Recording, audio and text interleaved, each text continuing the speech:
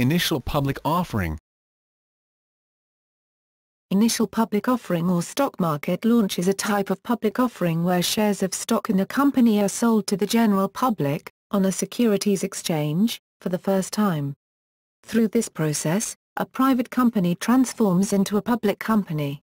Initial public offerings are used by companies to raise expansion capital, to possibly monetize the investments of early private investors, and to become publicly traded enterprises. A company selling shares is never required to repay the capital to its public investors. After the IPO, when shares trade freely in the open market, money passes between public investors. Although an IPO offers many advantages, there are also significant disadvantages. Chief among these is the costs associated with the process and the requirement to disclose certain information that could prove helpful to competitors, or create difficulties with vendors. Details of the proposed offering are disclosed to potential purchasers in the form of a lengthy document known as a prospectus. Most companies undertake an IPO with the assistance of an investment banking firm acting in the capacity of an underwriter. Underwriters provide several services, including help with correctly assessing the value of shares, and establishing a public market for shares. Alternative methods such as the Dutch auction have also been explored. In terms of size and public participation, the most notable example of this method is the Google IPO. China has recently emerged as a major IPO market, with several of the largest IPOs taking place in that country. History. The earliest form of a company which issued public shares was the publicani during the Roman Republic. Like modern joint stock companies, the publicani were legal bodies independent of their members whose ownership was divided into shares, or parties. There is evidence that these shares were sold to public investors and traded in a type of over-the-counter market in the Forum, near the Temple of Castor and Pollux. The shares fluctuated in value, encouraging the activity of speculators, or investors. Mere evidence remains of the prices for which parts were sold, the nature of initial public offerings, or a description of stock market behavior. Publicanis lost favor with the fall of the Republic and the rise of the Empire. In March 1602 the Verenigde Oost-Indische Compagnie, VOC, or Dutch East India Company was formed. The VOC was the first modern company to issue public shares, and it is this issuance, at the beginning of the 17th century, that is considered the first modern IPO. The company had an original paid-up share capital of 6,424,588 guilders. The ability to raise this large sum is attributable to the decision taken by the owners to open up access to share ownership to a wide public. Everyone living in the United Provinces had an opportunity to participate in the company. Each share was worth 3,000 guilders, roughly equivalent to $1,500. All the shares were tradable, and the shareholders received receipts for the purchase. A share certificate documenting payment and ownership such as we know today was not issued, but ownership was instead entered in the company's share register. See 1783. See 1783. Reasons for listing. Advantages. When a company lists its securities on a public exchange, the money paid by the investing public for the newly issued shares goes directly to the company, primary offering, as well as to any early private investors who opt to sell all or a portion of their holdings, secondary offering, as part of the larger IPO. An IPO, therefore, allows a company to tap into a wide pool of potential investors to provide itself with capital for future growth, repayment of debt, or working capital. A company selling common shares is never required to repay the capital to its public investors. Those investors must endure the unpredictable nature of the open market to price and trade their shares.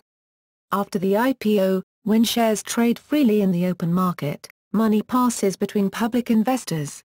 For early private investors who choose to sell shares as part of the IPO process, the IPO represents an opportunity to monetize their investment. After the IPO, once shares trade in the open market, investors holding large blocks of shares can either sell those shares piecemeal in the open market, or sell a large block of shares directly to the public, at a fixed price, through a secondary market offering. This type of offering is not dilutive, since no new shares are being created. Once a company is listed, it is able to issue additional common shares in a number of different ways, one of which is the follow-on offering. This method provides capital for various corporate purposes through the issuance of equity, see stock dilution, without incurring any debt.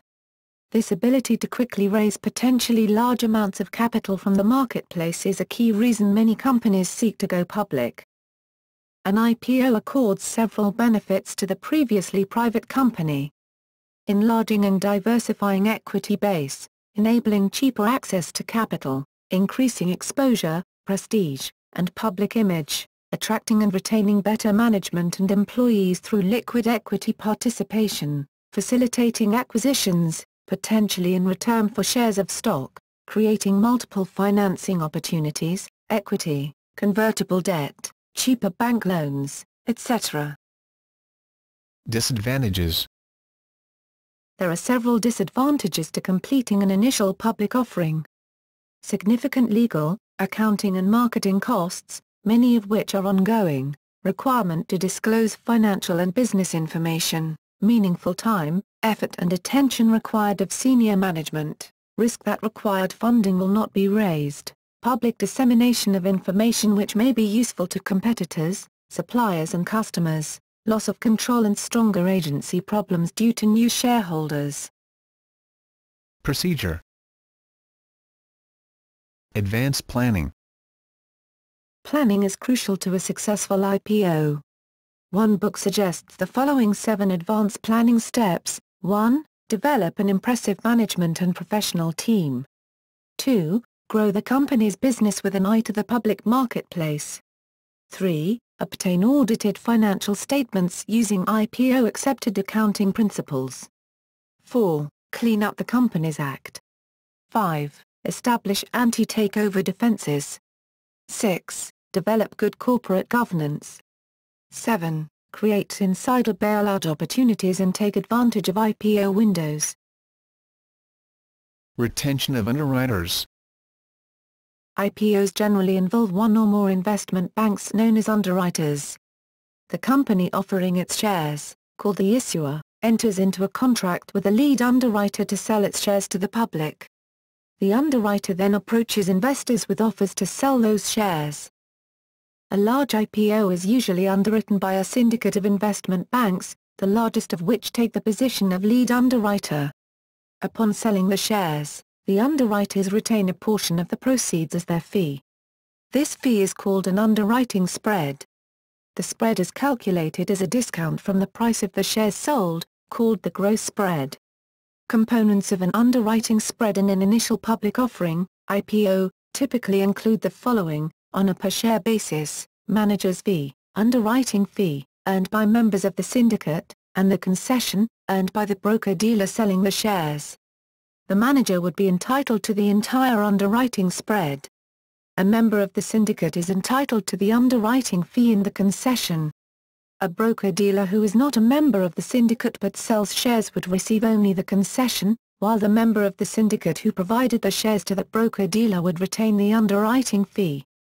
Usually, the managing-led underwriter, also known as the bookrunner, typically the underwriter selling the largest proportions of the IPO, takes the highest portion of the gross spread, up to 8% in some cases. Multinational IPOs may have many syndicates to deal with differing legal requirements in both the issuer's domestic market and other regions.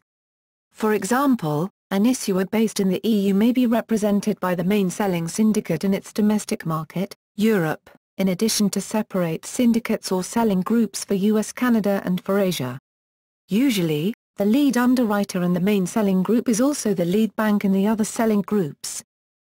Because of the wide array of legal requirements and because it is an expensive process, IPOs also typically involve one or more law firms with major practices in securities law, such as the Magic Circle firms of London and the White Shoe firms of New York City.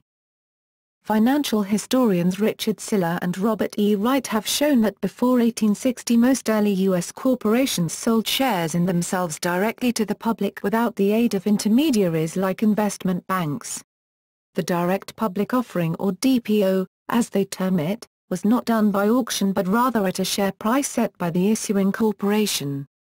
In this sense, it is the same as the fixed-price public offers that were the traditional IPO method in most non-US countries in the early 1990s. The DPO eliminated the agency problem associated with offerings intermediated by investment banks. There has recently been a movement based on crowdfunding to revive the popularity of direct public offerings. Allocation and pricing. The sale, allocation and pricing of shares in an IPO may take several forms. Common methods include best efforts contract, firm commitment contract, all or none contract, bought deal. Public offerings are sold to both institutional investors and retail clients of the underwriters. A licensed securities salesperson, registered representative in the USA and Canada, selling shares of a public offering to his clients is paid a portion of the selling concession, the fee paid by the issuer to the underwriter, rather than by his client. In some situations, when the IPO is not a hot issue, undersubscribed, and where the salesperson is the client's advisor, it is possible that the financial incentives of the advisor and client may not be aligned. The issuer usually allows the underwriters an option to increase the size of the offering by up to 15% under certain circumstance known as the granture or over-allotment option. This option is always exercised when the offering is considered a hot issue, by virtue of being oversubscribed. In the USA, clients are given a preliminary prospectus, known as a red herring prospectus, during the initial quiet period. The red herring prospectus is so named because of a bold red warning statement printed on its front cover. The warning states that the offering information is incomplete, and may be changed. The actual wording can vary, although most roughly follow the format exhibited on the Facebook IPO red herring. During the quiet period, the shares cannot be offered for sale. Brokers can, however, take indications of interest from their clients. At the time of the stock launch, after the registration statement has become effective, indications of interest can be converted to buy orders, at the discretion of the buyer. Sales can only be made through a final prospectus cleared by the Securities and Exchange Commission. Before legal actions initiated by New York Attorney General Elliot Spitzer, which later became known as the Global Settlement Enforcement Agreement, some large investment firms had initiated favorable research coverage of companies in an effort to aid corporate finance departments and retail divisions engaged in the marketing of new issues. The central issue in that enforcement agreement had been judged in court previously. It involved the conflict of interest between the investment banking and analysis departments of 10 of the largest investment firms in the United States. The investment firms involved in the settlement had all engaged in actions and practices that had allowed the inappropriate influence of their research analysts by their investment bankers seeking lucrative fees. A typical violation addressed by the settlement was the case of CSFB and Salomon Smith Barney, which were alleged to have engaged in inappropriate spinning of hot IPOs and issued fraudulent research reports in violation of various sections within the Securities Exchange Act of 1934. Pricing of IPO. A company planning an IPO typically appoints a lead manager, known as a bookrunner, to help it arrive at an appropriate price at which the shares should be issued. There are two primary ways in which the price of an IPO can be determined. Either the company, with the help of its lead managers, fixes a price, fixed price method, or the price can be determined through analysis of confidential investor demand data compiled by the bookrunner, book building. Historically, some IPOs both globally and in the United States have been underpriced. The effect of initial underpricing an IPO is to generate additional interest in the stock when it first becomes publicly traded. Flipping, or quickly selling shares for a profit, can lead to significant gains for investors who have been allocated shares of the IPO at the offering price. However, underpricing an IPO results in lost potential capital for the issuer. One extreme example is the Glub.com IPO, which helped fuel the IPO mania of the late 90s Internet era. Underwritten by Bear Stearns on November 13, 1998, the IPO was priced at $9 per share. The share price quickly increased 1,000% after the opening of trading, to a high of $97. Selling pressure from institutional flipping eventually drove the stock back down, and it closed the day at $63. Although the company did raise about $30 million from the offering, it is estimated that with the level of demand for the offering and the volume of trading that took place, the company might have left upwards of $200 million on the table. The danger of overpricing is also an important consideration. If a stock is offered to the public at a higher price than the market will pay, the underwriters may have trouble meeting their commitments to sell shares. Even if they sell all of the issued shares, the stock may fall in value on the first day of trading. If so, the stock may lose its marketability and hence even more of its value.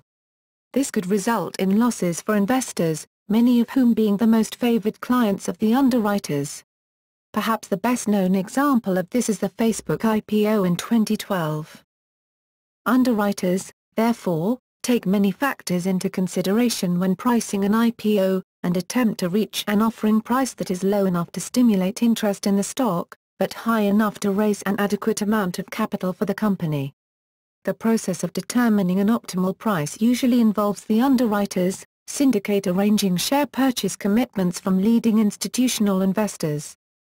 Some researchers, for example Jeffrey C. and C. Swift, 2009, believe that the underpricing of IPOs is less a deliberate act on the part of issuers and/or underwriters, than the result of an overreaction on the part of investors, Friesen and Swift, 2009.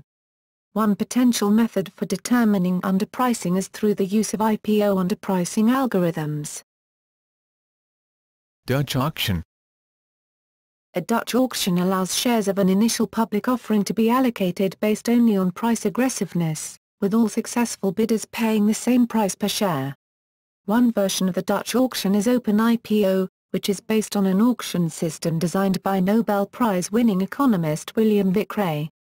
This auction method ranks bids from highest to lowest, then accepts the highest bids that allow all shares to be sold, with all winning bidders paying the same price. It is similar to the model used to auction treasury bills, notes, and bonds since the 1990s.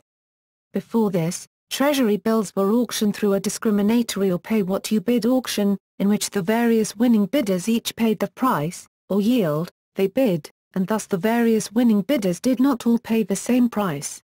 Both discriminatory and uniform price or Dutch auctions have been used for IPOs in many countries, although only uniform price auctions have been used so far in the US. Large IPO auctions include Japan Tobacco, Singapore Telecom, BAA plc and Google, ordered by size of proceeds. A variation of the Dutch auction has been used to take a number of U.S. companies public including Morningstar, Interactive Brokers Group, Overstock.com, Ravenswood Winery, Clean Energy Fuels, and Boston Beer Company. In 2004, Google used the Dutch auction system for its initial public offering.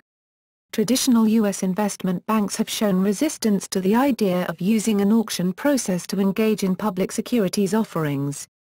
The auction method allows for equal access to the allocation of shares and eliminates the favorable treatment accorded important clients by the underwriters in conventional IPOs.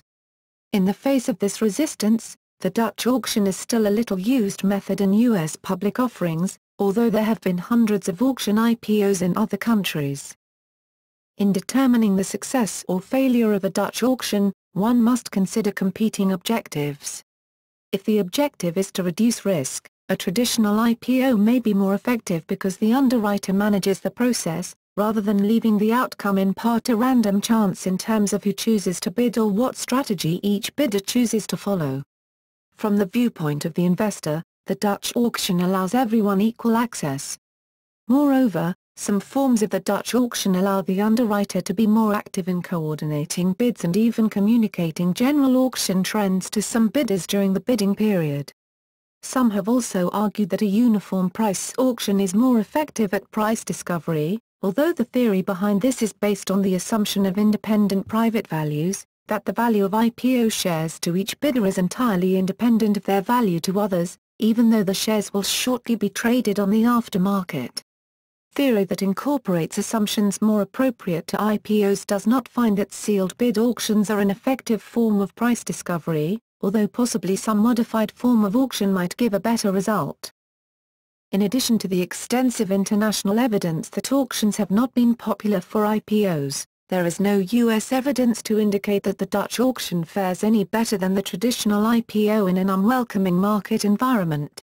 A Dutch auction IPO by White Glove Health, Incorporated, announced in May 2011 was postponed in September of that year, after several failed attempts to price. An article in the Wall Street Journal cited the reasons as broader stock market volatility and uncertainty about the global economy have made investors wary of investing in new stocks. Quiet period. Under American securities law, there are two time windows commonly referred to as quiet periods during an IPO's history. The first and the one linked above is the period of time following the filing of the company's S-1 but before SEC staff declare the registration statement effective. During this time, issuers, company insiders, analysts, and other parties are legally restricted in their ability to discuss or promote the upcoming IPO, U.S. Securities and Exchange Commission, 2005. The other quiet period refers to a period of 40 calendar days following an IPO's first day of public trading. During this time, insiders and any underwriters involved in the IPO are restricted from issuing any earnings forecasts or research reports for the company. Regulatory changes enacted by the SEC as part of the global settlement enlarged the quiet period from 25 days to 40 days on July 9, 2002. When the quiet period is over, generally the underwriters will initiate research coverage on the firm. For a company with less than $1 billion in revenue, this quiet period was reduced to 25 days by the Jobs Act of 2012. Additionally, the Nasdaq and New York Stock Exchange have approved a rule mandating a 10-day quiet period after a secondary offering and a 15-day quiet period both before and after expiration of a lock-up agreement for a securities offering. Delivery of shares. Not all IPOs are eligible for delivery settlement through the DTC system, which would then either require the physical delivery of the stock certificates to the clearing agent bank's custodian, or a delivery versus payment (DVP) arrangement with the selling group brokerage firm. Stag profit flipping. Stag profit is a situation in the stock market before and immediately after a company's initial public offering, or any new issue of shares. A stag is a party or individual who subscribes to the new issue expecting the price of the stock to rise immediately upon the start of trading. Thus, stag profit is the financial gain accumulated by the party or individual resulting from the value of the shares rising. This term is more popular in the United Kingdom than in the United States. In the US, such investors are usually called flippers, because they get shares in the offering and then immediately turn around flipping, or selling them on the first day of trading. Largest IPO markets. Prior to 2009, the United States was the leading issuer of IPOs in terms of total value. Since that time, however, China, Shanghai, Shenzhen and Hong Kong, has been the leading issuer, raising $73 billion, almost double the amount of money raised on the New York Stock Exchange and Nasdaq combined, up to the end of November 2011. The Hong Kong Stock Exchange raised $30.9 billion in 2011 as the top course for the third year in a row, while New York raised $30.7 billion.